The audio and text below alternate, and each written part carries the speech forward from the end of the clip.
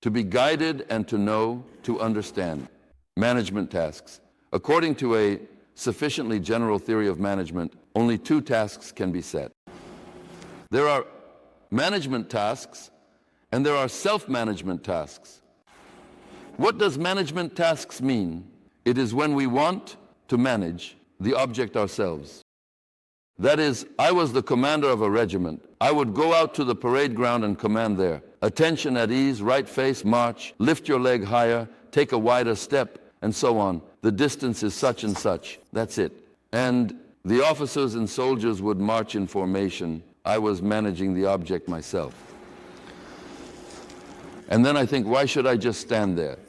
So what is the task of self-management? We do not want to manage the object ourselves, but we want the object to behave the way I would like. Therefore, develop a methodology, teach this methodology to the unit commanders, tell them what to do, then leave, and they will teach the soldiers independently. That is, I do, not command or manage myself, but the object operates in the mode I need. This is the task of self-management. So, any process can be represented as either a management task, which is when we want to manage ourselves, or self-management, when we do not want to manage the object ourselves, but want the object to self-manage in a mode acceptable to us without our intervention. Right? This needs to be represented. Furthermore, it is important to know that there are always three vectors of management. To solve both of these tasks, the management task and the self-management task, there must be three sets of information. There must be a vector of management goals. What is a vector of management goals? It is what should be achieved when in an ideal management mode. So, let's say approximately, to avoid being abstract with an example. Let's take a common household example that everyone understands. So, here is a family. Typically, women manage the family. And what is their goal vector for the month? First, and the goal vector is nothing more than a list of desires. That is, what needs to be achieved under your management. In the first place, as a rule, the most important goal is set. In the second place, a less important one in the third. The less important ones, and at the last places, are those that can be given up, generally speaking, things you can live without. Therefore, the goal vector looks approximately like this. You need to feed the whole family. That is, indeed, if you don't eat, you'll die. Second, you need to pay for the apartment. Also, if you don't pay for electricity, and so on. Third, you need to buy some dress for your daughter. And at the last place, you would like to acquire a car. That's the goal vector. The vector of the current state, what is it? It is what we actually have at this moment in time. And so the housewife looks, opens the refrigerator, and there is winter, a barren winter. That is, the salary was not paid for the apartment at the factory or there at the firm. There is no money to pay for electricity, gas, light, and so on. So the dress is the same, there is no money to buy it, and dreaming of a car is out of the question. The difference between the goal vector and the current state vector is the control error vector. The control error vector is here. Therefore, with ideal control, if everything is good, the current state vector should match the goal vector. And then the control error vector will be equal to 0. This is how it should be in ideal control. That is, you all remember the song March of the Air Force, "We were born to make a fairy tale come true." What does this mean in relation to the vector? To these three goals, the goal vector is the fairy tale. The reality is the current state vector. And when the fairy tale becomes reality, the error vector equals 0. This is what happens then. Therefore, applying all this to all processes, one can evaluate, for example, such a question. Here is an airplane. It is flying. What is its goal? It must transport passengers from point A to point B. In second place, what is its goal? It must not break down during the flight. The third goal is that the passengers must be safe. So the fourth goal is to feed them during the flight and so on. Well, let your imagination run wild. And this goal vector is being fulfilled. This means it must follow a certain route using the minimum amount of kerosene, fuel. It must fly along the optimal route and so on. Here is the goal vector, the vector of the current state. All of this is monitored during the flight. The plane deviated from its course. The wind blew. The pilot returns it to the correct course. In other words, it is flying according to the program. And so when all of this is finished, its error vector is equal to 0. Why did I tell this with the airplane?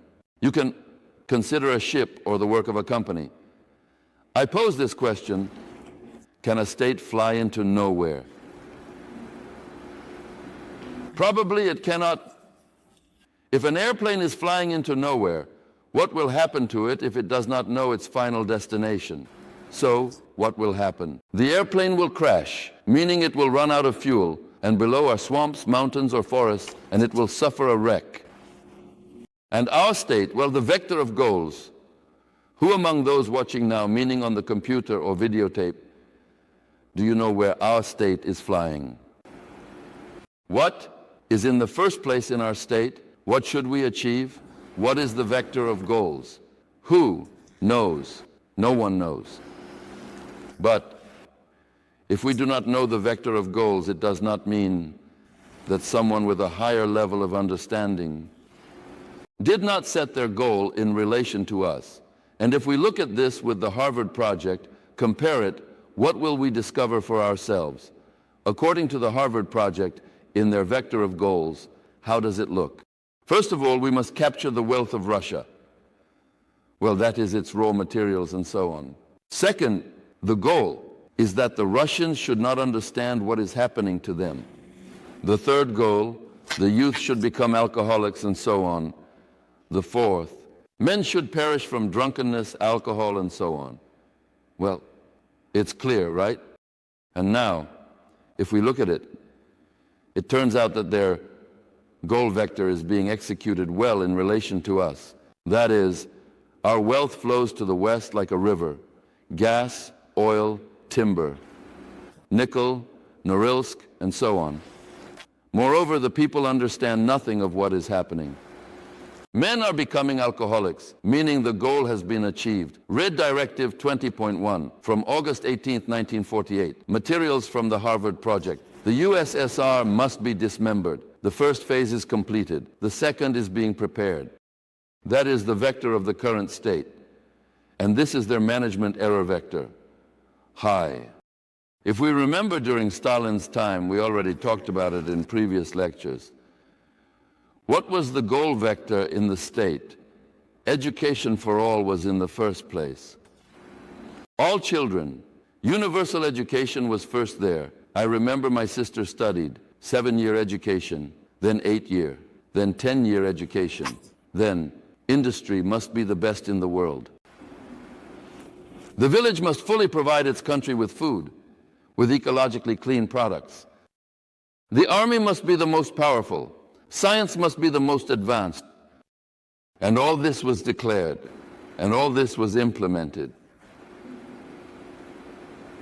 The vector of error was such that, as Vysotsky sang, there was a time when prices were lowered. And it is precisely in prices, in the cost of goods and services, that the vector of error is expressed. That is, with good management, prices should be equal to 0. That is to say, where does the price come from? This is when something is lacking. For example, when there was plenty of space on the roads and parking was free, right? That is, you could park your car wherever you wanted and not pay. When a shortage of parking appeared, a price for this shortage immediately emerged. Therefore, if the rulers managed traffic and movement in such a way as to avoid shortages, then there would be no prices for parking. That is, soon we will have to pay for air. With such a management system, like the air cellar, Remember the science fiction novel by Belyaev? And now let's say it was like that under Stalin, and they make a monster out of him, totalitarianism, Stalin, Beria, Gulag. And what goal do the Democrats set? They declared it. We are building a civil society.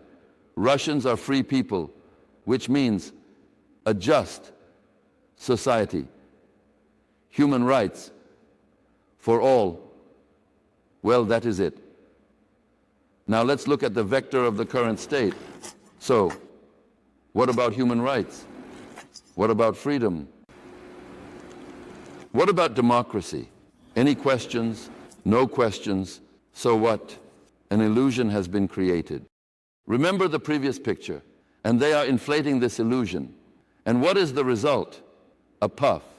All these democratizing goals have turned into a puff, the most ordinary. Here you go. From the perspective of a sufficiently general theory of management, this is how the processes in our lives look and how they should be applied. But I want to say that these are clear examples. Generally speaking, for an entrepreneur, especially in small to medium-sized businesses, it is always necessary to formulate what you want to achieve by managing your enterprise, company, and so on.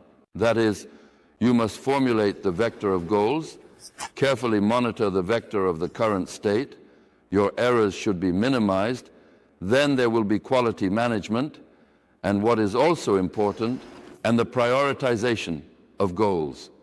What you put in the first place, what you put in the second.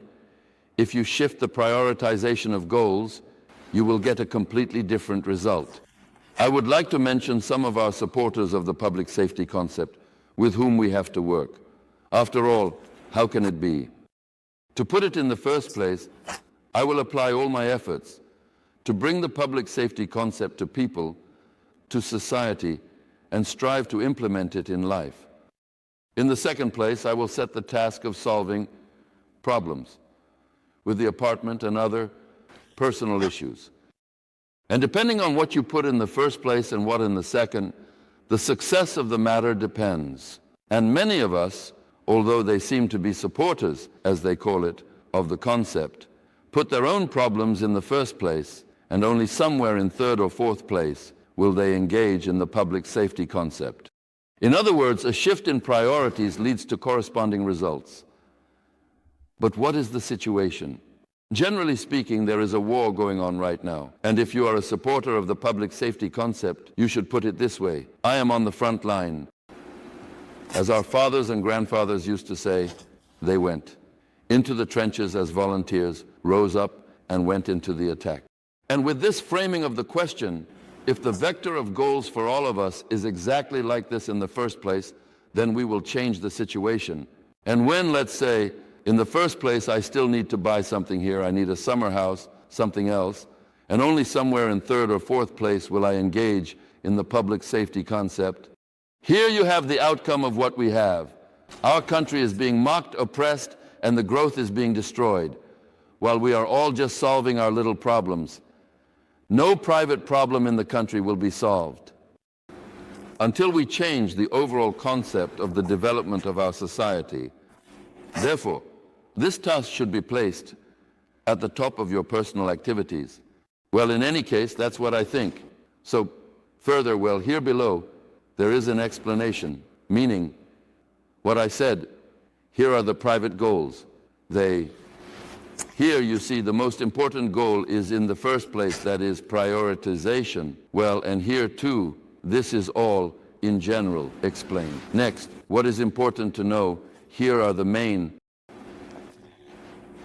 elements of a sufficiently general theory of management. The main conceptual apparatus is the complete function of management. What does the complete function of management mean? This is also very important.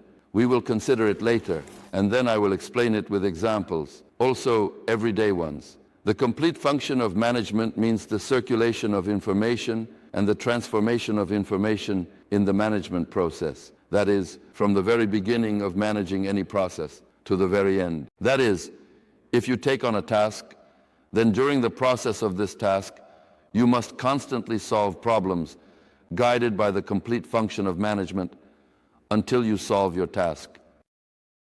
What is the complete function of management? It is a system of stereotypes, that is, template habitual actions, relationships, and transformations between information modules. This system, that is, whenever you look at any process, always mentally keep in mind the scheme that we have already discussed in the previous slides. And whatever you are considering, the scheme should look like this. Well, here is an example with an airplane. Here is the airplane, which is the object of management. The pilot is the subject of management, the environment, direct feedback, result, and feedback. You could say it like this. This is a family.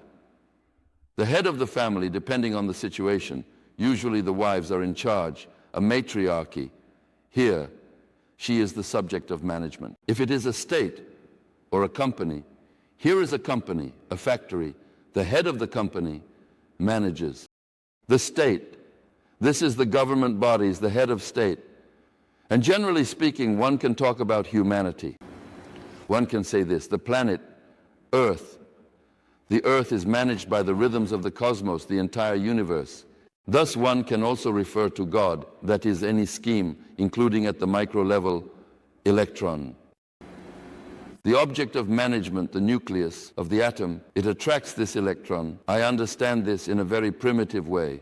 So this is the law of attraction of management, that is, the electron will not detach from the nucleus. Thus all these processes can be considered at any level, including the rays of the sun, the little flower, the sun. The sun has risen, the flower has bloomed. The sun has set, the flower has wilted. That is, all processes, object, subject, always keep this in mind. I'm not even mentioning cars and so on, bicycles and others. All clearly defined objects of management, machines and so on. That is this. The complete function of management is a system of habitual stereotypes of relationships and transformations between information modules, based on which the management of this object is carried out. And what are these information modules? Here we should remember that the first lecture was about the trinity of matter, information, and measure. Anything is material. Any object has order, information, and it is endowed with measure. One fragment of the universe transmits information endowed with measure to another fragment of the universe, as a result of which the other fragment of the universe changes its informational state. This informational state in one direction or another. It changes the measure of this element, which leads to a new material content of this element. So, what are we talking about? Any transmission of information from one element to another is a controlling influence. This is what I'm doing right now, speaking. Into the camera, I am controlling those people who will watch this. In the same way, teachers manage. The party leaders are there, the hierarchs of the church. But what is the difference between me and them? I speak about this openly while they say, no, am I controlling? I am advising you. Like an astrological forecast, it is laid out there, and a person, having received this information, is forced to follow it. That's it. That is, he seems to have said something insignificant, but it turns out that he is controlling. And for those who understand this, that is one side of the issue. And if you do this bypassing consciousness and do not tell people, then you are lying. In other words, you are speaking untruth, doing something bad, to put it mildly. Therefore, we say that all processes in society are understood by this one, not understood. The teacher controls the students. Father Samvona, while giving a sermon there, controls his flock. All processes are managed. Therefore, management, when talking about the complete function of management, involves certain informational modules through which all this is carried out. And management in the complete function of management implies, look at this. Here is a drawing of a human head. and here is the tongue. Well, in the army there is a military aphorism. Before the lower part of the head this tongue says anything, the upper part must think. Here is what the upper part of the head should think before the lower part says anything. It should have an understanding of this. First, it must assess the state of the management object. This is the first informational module. It should be kept in mind. For example, if we are driving a car, well, let's take the car as an example. So, here is the driver drawn, and he must, I know. Here is the car, I am driving it, I know its state. Second, he must know his own state. His own state, that is how I feel. My heart is not acting up. But what if you know the cases when drivers have heart failures and the bus driver endangers many lives? So if you drank heavily, then you shouldn't even get behind the wheel and so on. That is, you need to know your own state. Next, what else do you need to know? You need to know the state of neighboring interacting objects. There is a car overtaking me on the left and so on. Next, what do you need to know? The state of the environment. What does this imply for the driver? It could be raining, or there could be ice on the road, or snow. That is, one must also align their actions with the state of the surrounding environment. What else needs to be known? One must know the state of the controlling structure. What is the controlling structure? There is a police officer standing there. The traffic light has turned on, meaning you disregard it. The red light is there, but it doesn't exist for you. Bam! If you crash, it means an accident. So you also need to know that instructions and restrictions from higher control structures, meaning why are you even driving? Are you fulfilling your task, or were you sent to the market for vegetables? Or did your boss order you to take some empty bottles from one base to another? That is, there is a hierarchy of control again. And finally, all of this is clear. And the most important thing here, you see, is the number 7. One driver, if he sees a distracted puppy on the road, will slow down and let run away, while another driver will run over it without stopping. This is called entertainment, conscious entertainment of methodology. So, every person, if they want to manage themselves, of course, must be able to keep all of this in their head together. So it turns out there are these 7. It has been established by science that a person can simultaneously track 7 to 9 processes in their mind. In general, this management task is accessible to any person. If a person is unable to simultaneously keep track of the development of several processes, all of those listed at once, such a person simply does not have the right to manage. And now let's bridge to practice. Can a drunk person track all of this or not? No. Therefore, one cannot drive a car while intoxicated, and even more so a state. That's why we saw that drunkard Yeltsin conducting orchestras in Germany. Therefore, in the concept of public safety, we say that managers do not have the right, simply put. So, this is not allowed. It is unacceptable. Just as other people do not have the right. And in general, if it comes to that, the first thing that is cut off is entertainment. A drunk or sleepy person does not think their own thoughts. So, well, I think this is obvious. Here are the full management functions from the perspective of these information modules. A lot follows from this. So, to learn to hold all thoughts at the same time, here Pushkin has a formula again. Blessed indeed is he who firmly governs with words and keeps his thoughts on a leash.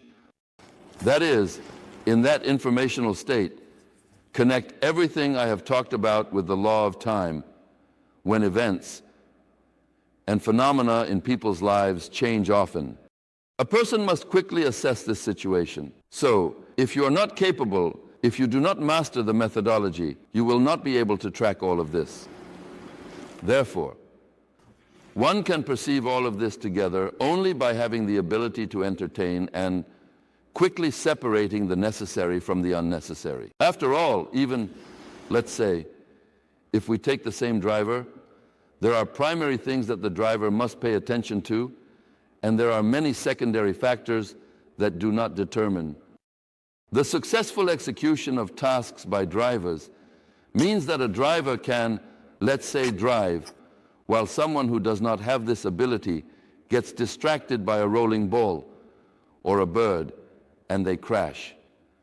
There are external factors. They must be able to skillfully self-manage and keep their thoughts on a leash. Thus, speaking about social processes, leaders at the state level must be able to connect all these processes with the state of the nation, considering all possible neighboring states. Thus, one must know global politics, how it is carried out, the hierarchy of management, and be in harmony with God. But for many, the understanding is that God is just standing with a candle as a candlestick in the church, like Lushkov, and that's where it all ends. He built the church of the Savior and thinks he is with God. This is not the case at all, far from it. That is, this is a very serious matter. And a leader, if they want to manage themselves, must be able to keep all of this together in their mind. But the complete function of management also involves a sequence of actions. It is not just what we have discussed. This picture illustrates the sequence of actions, what is shown here. First, you need to be able to recognize the environmental factor that affects your system. Well, here is an airplane drawn. Just imagine you are a pilot, you are flying. Although you can take anything, you can take a state, a company, the same car, you can take a family, you can take your factory, anything you want. Recognizing the environmental factor. Here is the airplane. A gust of wind has blown. It is necessary for the entire system and the pilot to understand that the wind is blowing on it, not a projectile flying or a missile launched at it that could shoot down the airplane. And what is this? The wind is blowing. Second, the pilot must not flinch every time there is a gust of wind that shakes the airplane. It is necessary to form a recognition stereotype of this factor for the future. This is done, well, in particular for the airplane operates in autopilot mode. What comes next? There must be a formation of a goal vector concerning each factor affecting the system and its inclusion in the overall goal vector. Well, and you remember, here is the list drawn up. In the first place, the airplane must safely transport passengers. During the flight, it must not deviate from the route. In third place, there should be a minimum fuel consumption. In fourth, the cargo must be preserved, and so on. It must handle gusts of wind. And there are many, many specific goals in this goal vector. That is, the formation of the goal vector. What comes next? I need to, now, good. I need to do all of this. Then the question arises, how to do it? Therefore, the next fourth point answers this question, the formation of the objective function. This is a term in mathematics. There is such a term in applied mathematics, or to put it simply, concepts and concept. So if we translate it in relation to